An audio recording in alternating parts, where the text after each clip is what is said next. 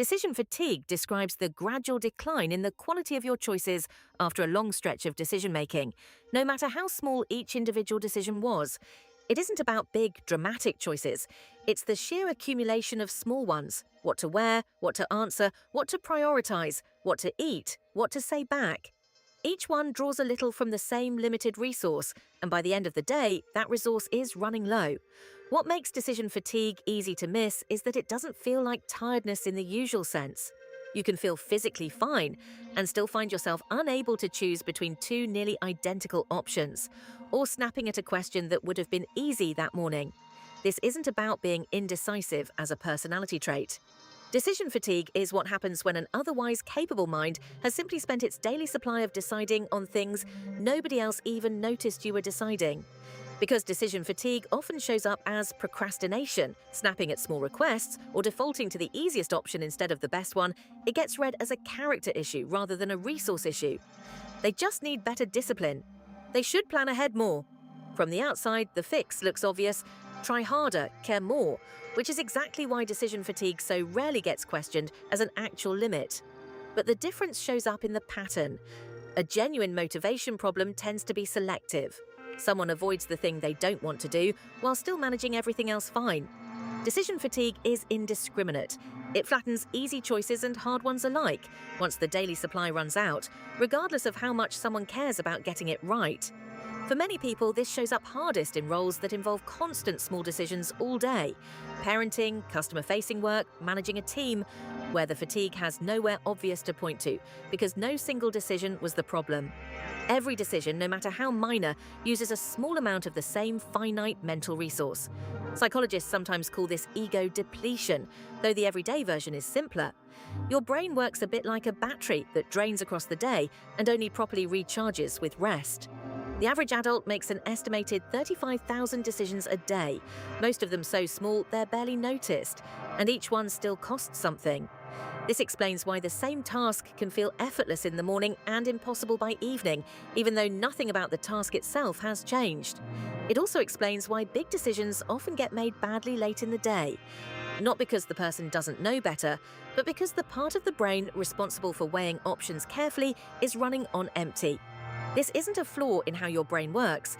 It's simply how a finite resource behaves under constant demand, and understanding that is the first step to working with it, instead of being confused by it. One of the most common and damaging assumptions about decision fatigue is that it reflects weak willpower, or not caring enough to push through. Research on cognitive load points in a different direction.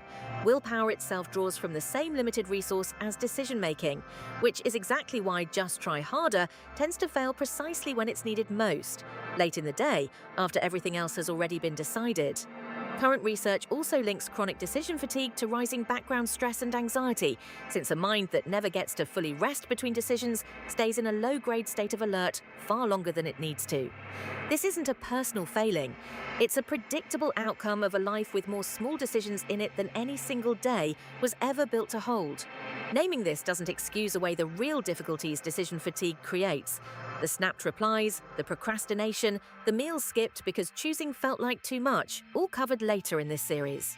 But it does remove the layer of self-blame that so often gets added on top. Left unexamined, decision fatigue rarely stays contained to the moment it happens in. It shapes what gets avoided long before any decision is even attempted. The difficult conversation put off because choosing the right words feels like too much. The invitation left unanswered because deciding how to respond feels heavier than it should. The same safe meal ordered again because a menu with more than 3 options suddenly feels overwhelming. Over time, this can quietly narrow a life in ways that rarely look dramatic from the outside. Fewer new things tried, more defaulting to whatever's easiest, less energy left over for the decisions that actually matter once the small ones have used everything up.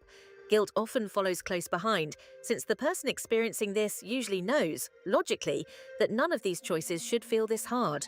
It also shapes how people show up for each other. A partner or friend might read someone as distant or indifferent when they're actually just out of decisions for the day.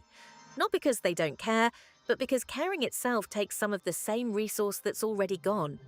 This video has focused on definition and recognition, what decision fatigue actually is, why it gets mistaken for laziness, and why it reflects a real cognitive limit rather than a personal flaw. The remaining 2 long-form videos this week build directly on this foundation. On Wednesday, we look at how decision fatigue quietly shapes an entire day, not just the moments it's most obvious. On Friday, we move from understanding into practice, practical, low-effort ways to actually reduce the load without overhauling your whole life to do it. If anything in this video has resonated, that reaction is itself meaningful information, worth trusting rather than explaining away. This week on Healing Through Thoughts, we're naming this pattern clearly, without judgment, and then getting to work on it together.